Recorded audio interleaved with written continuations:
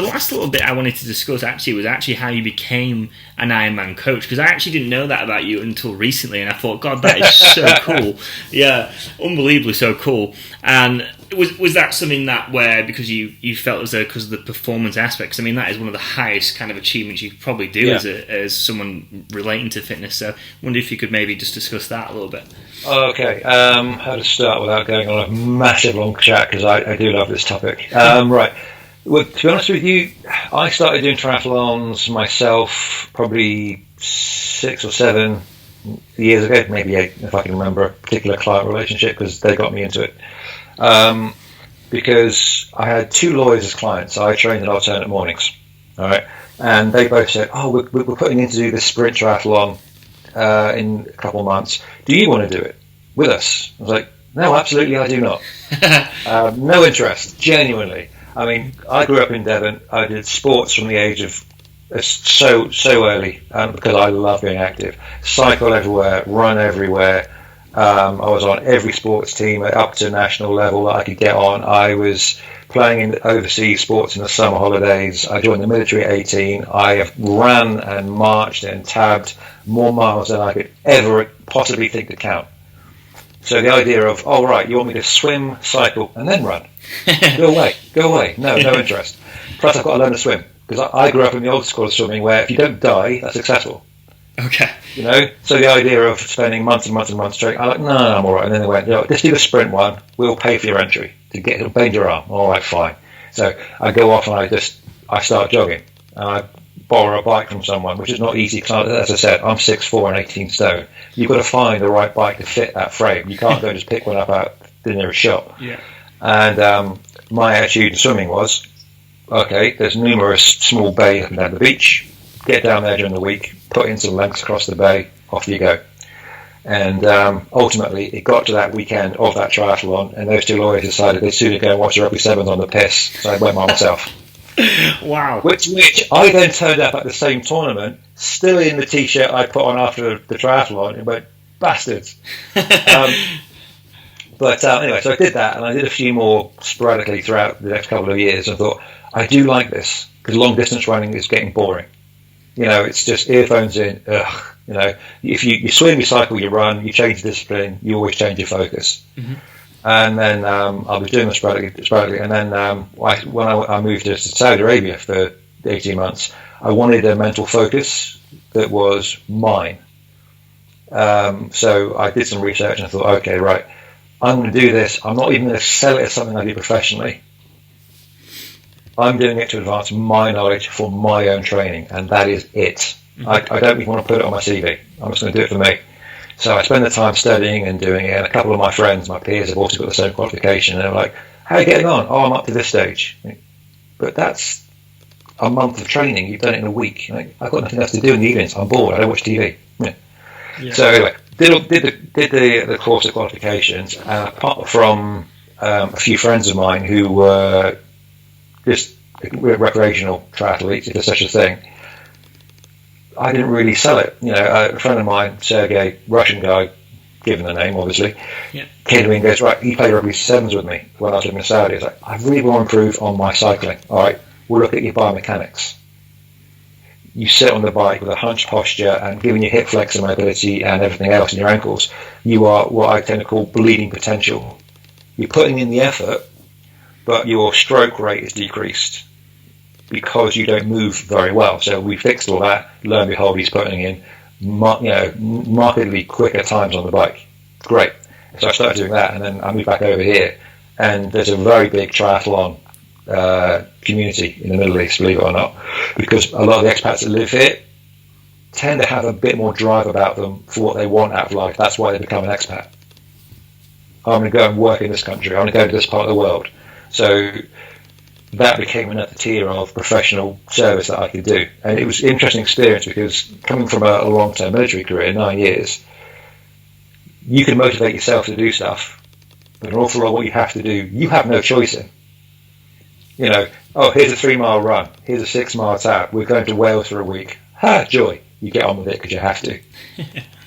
Right? You come to the civilian workplace and you've got someone who goes, I want to learn to run my first 5, 10K, whatever it might be. I want to improve my triathlon time. You've got to deal with the psychology that says, any time if I don't want to do this, I can just jack it in. And it adds an element to things that I hadn't experienced before until I left the military. And even then, like I said, because I hadn't sold this as part of what I do, I didn't encounter it because I was only working with myself. Right. And I know the mornings where I wake up and I feel like a lazy bastard, what I have to say to get myself to do something. Yep. To then come to this civilian world of amateur enthusiasts and go, okay, I want to do this, but okay, right, here's a 6-month time frame. What are the first things that we can expect to derail you? Kids' birthdays, planned holidays, crazy deadlines at work, and find a structure that works for the training volume you're going to have to do it with, and go from there. It's something I still find interesting. I don't make it my main revenue stream because it's a lot of work per client. As you can appreciate, you imagine trying to manage someone's exercise schedule for their best interest and mentor them on nutrition. Now take into consideration lifestyle, nutrition, running, swimming, cycling, and S&C and rehab per client. It's a lot of work. Yeah. Super. So I tend to do it as like an indulgence thing with someone that I like, will you help me out? Yeah, okay. Because that would be fun. That's something I can do in my spare time. Yeah. I have huge amounts of respect for coaches who do that professionally, and I work with a couple now, and that's all they do is manage triathletes. Wow. Because it's a lot of work for the individual. You're basically saying you're working like a sports agent or a manager. Mm-hmm. I'm now going to run your life. Yeah. So don't give me any shit when you say, I don't want to feel like training today. Oh, no. If I can make it to the pool or to the beach, you're coming. Yeah. Love that, Rich. Love that. Yeah. I wanted to, you mentioned it very briefly then as well. The last little bits was, I was very fascinated about your journey in the army. And I just wondered what it actually taught you as a person now, and how does that serve you now? Because it's quite a unique experience. I think you said from the age of 18. So very, very early on in your life. I wonder if you could maybe just talk about that and what you learned from being in the army. Air Force, but I worked with the army for 4.5 years, but I frequently went to the Air Force. I only say that because there's a slightly different psychology depending on what trade you do and what branch you're in. Right. One of the single biggest things that I observed very quickly, I joined the military at 18, that I observed throughout my career, and then when I left, is the military environment wants you to be self-motivated. You can be a slacker, but you always have, you're doing what you're told behind you. Because it doesn't matter what rank you're at, or what position you're in, or where you are in the world. This is the objective.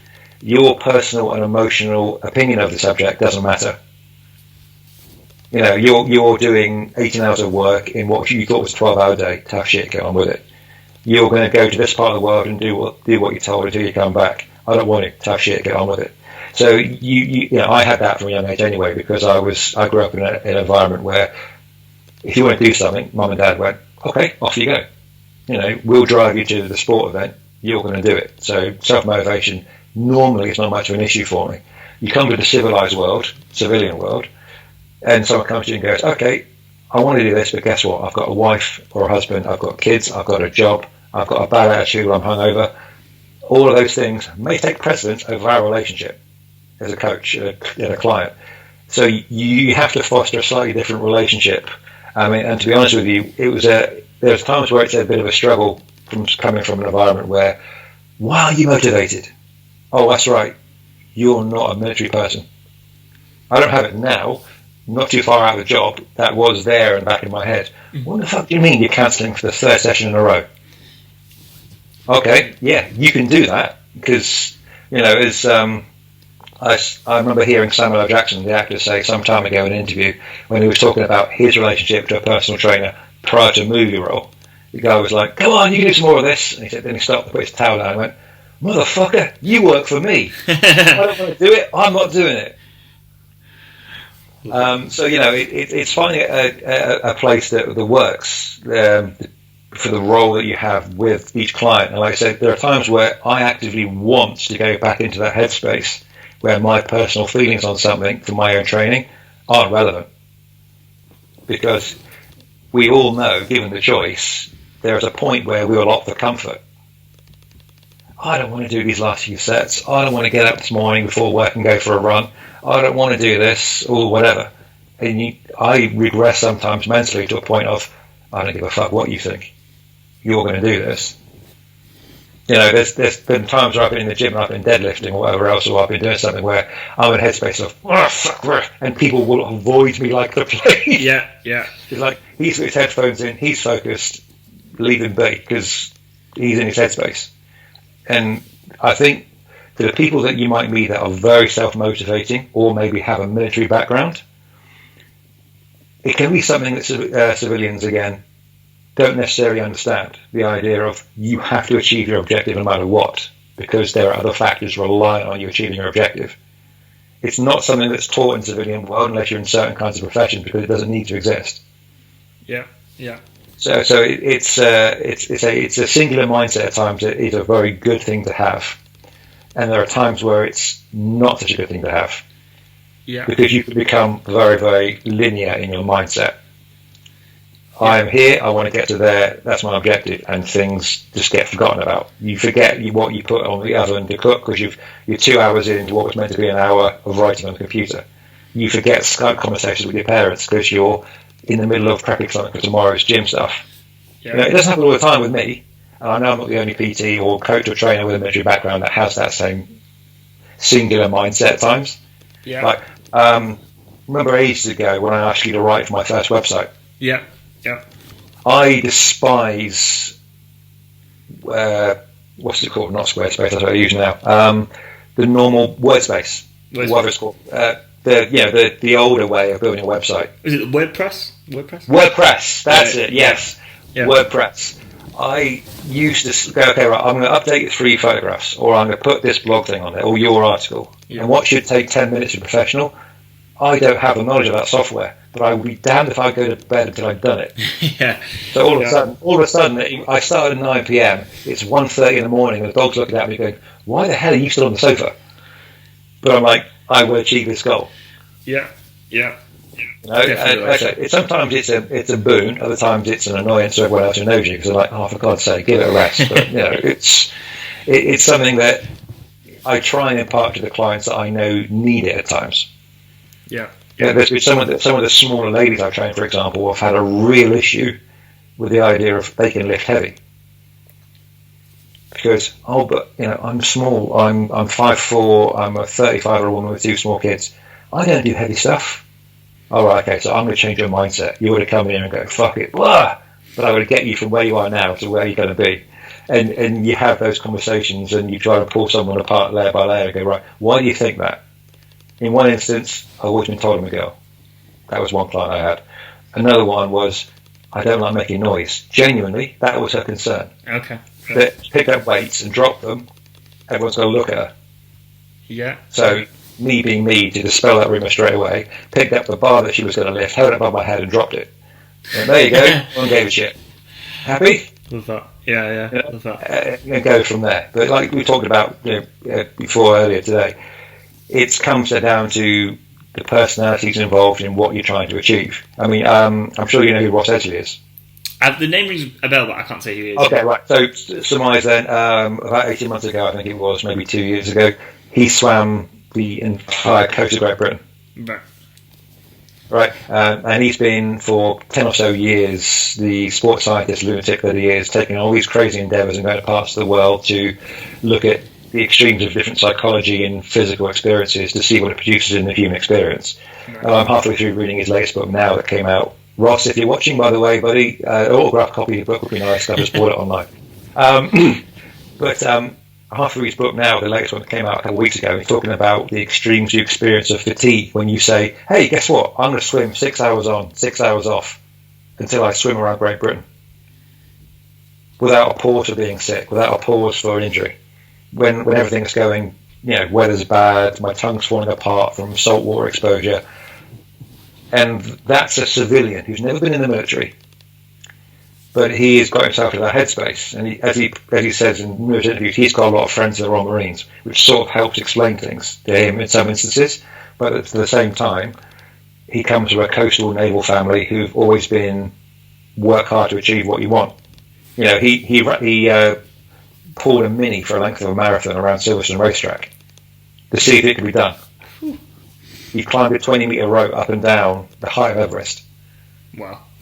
Right, can you train your arms to undergo that kind of workload?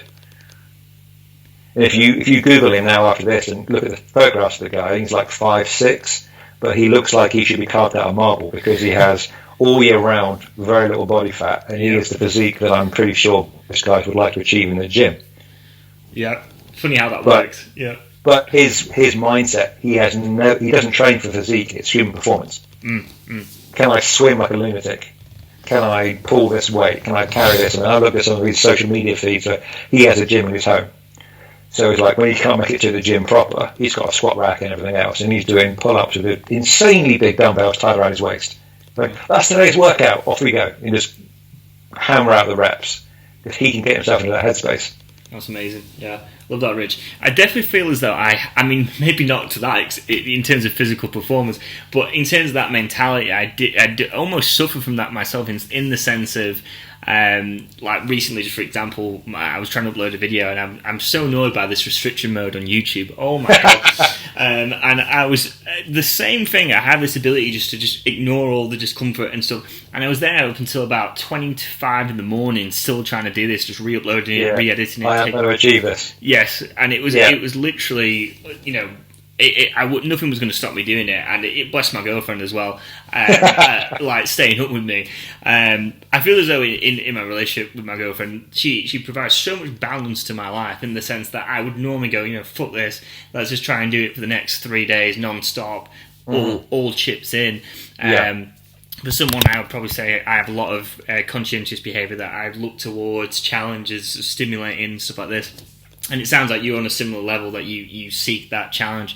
It can be almost like a blessing and a curse because we get so embroiled in the minutiae and this all the challenges. Sometimes it takes that. If I remember correctly, I think it was something about the microscope you said on one of your videos. Take an outside look, and I need that balance, and I definitely think my girlfriend gives me that says you need to slow down, just take a break for a second. You don't need to be Superman all the time, and and also if you could maybe mention that just before we finish, Rich, about the microscope. Yeah, okay. I use that terminology, that phrase when I'm talking about nutrition, but I would say you could probably apply it to lifestyle and training as well, which is, if you're talking about, you know, you and I just met, and okay, here's your fitness goal, your sporting goal, your physique goal, whatever it might be.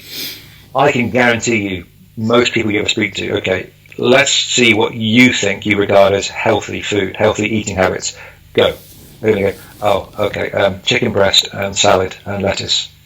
Like I said, so that's, to my mind, that's you're looking at the whole spectrum of nutrition through a microscope.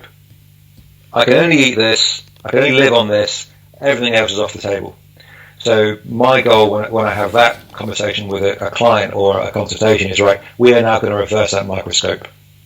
We are going to educate you, because I'm not going to be with you for life. My goal is your starting point, your objective, and I'm going to shake your hand and say, good luck, have a nice life. So we're going to go, let's educate you and go, right, what you now see through the microscope is going to be your indulgences. We never say banned because, again, negative emotional connotations. We're taught from when we're kids, you avoid the things that you're banned because they're bad. All right, we don't want to get that. So we go indulgences. The rest of that outside the microscope, go crazy. That is now your spectrum of what you can look towards. You know, my wife, before we were married, bought me because we've been watching MasterChef, bought me a beginner's chocolatier set. Right, make your own chocolates, because she knows I'll focus on things if I have an interest in them. That's why I've got crazy Lego Technic shit in the apartment. She goes, right, okay, here's your birthday present. Right, my wife now, 8 months later, has a husband who, when she comes home from work, will go, hey, there's stuff for you in the fridge by message, and there'll be custom-made white chocolates with orange cream centres, because I had an hour that afternoon. or I made dark chocolate ganache, whiskey, whatever things for me, because I've got the time to do it. You know, you can tailor the world you live in to be great and entertaining and enjoyable. I eat healthily. I'm a healthy fitness professional. It's kind of what I do, and it has to be the example. I don't live a boring life. You know, one of my clients said to me years ago, if he owned a restaurant, he would call it Wow, and make it everything you ate. It wouldn't be fancy. It wouldn't be insanely priced, but it would be about textures and tastes and sensations. That's what food should be. That's what nutrition should be. That's what I take that reverse microscope expression to be about. Live a life that's great and enjoyable, and you can still enjoy and get to where you want to get to. And you can transfer, like I said, to a lifestyle and training as well. Sorry guys, but the gym isn't about bicep curls and bench press. If you want to look impressive for upper body, ease some muscle tension in your pectoral muscles, build up your rotator cuffs, improve that scalp function, work on your back, and you will stand better and look great. And no press-ups are involved. It's just understanding, getting outside that narrow focus. Brilliant. But like you said, it's something that the coaches out there like us impart to our clients. It's not, unfortunately, yet, and I say yet because I want it to be, the norm. The idea that look at the broader world and have a good time. And yeah, there's those indulgences, go nuts. I've got friends who are across this weekend, the couple of people we're allowed to socialise within our small circle for coronavirus restrictions.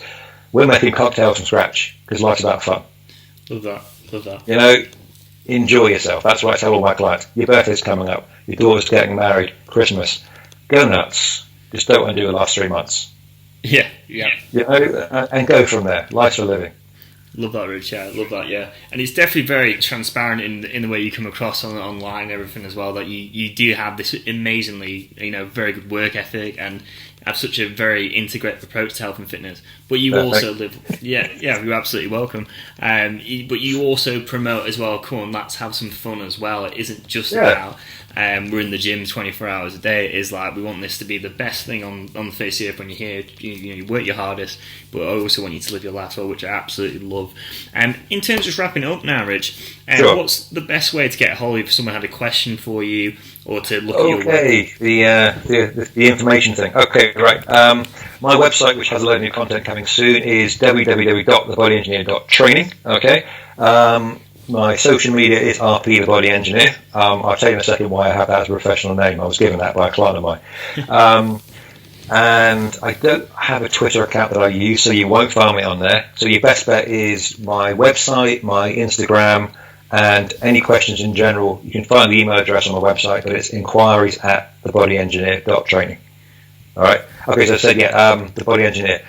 Ages ago, I was giving a client a lift home because she was my last client of the afternoon, and I trained her and her husband, and she was asking me about my past because she'd only known me a few weeks. And I said, went into the Air Force as a jet engineer. I take a bit of my interest of systems and interlinking everything into physiology and rehab and training, everything else. And she goes, so you're like an engineer for the body? I went, there you go, thanks for that. Yeah. That'll do me. That's on my business cards and everything else. It has been ever since. So that's me in a nutshell. So anyone who wants to give me a shout on anything, please feel free. I don't shy away from any questions, and I'm happy to have those conversations with people who want to ask the questions, because that's what we're about. Is sharing knowledge. I mean, the least successful PTs and coaches I have ever met think they need to hoard knowledge. 100%. I've read this book, I know this program, look at my physique or look at what I've achieved, but I'm not going to tell you about it unless you give me money. I understand we all need to make a living, but hoarding information is the same as being the wealthiest guy in the graveyard. It doesn't achieve anything. No one knows what it's about.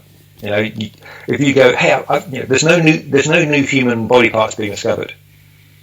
We've all still got the same limbs as everybody else. So if you come to me and go, I've got this question about this, I'm not going to give you 14 years of insight as a professional coach, but I can answer a question.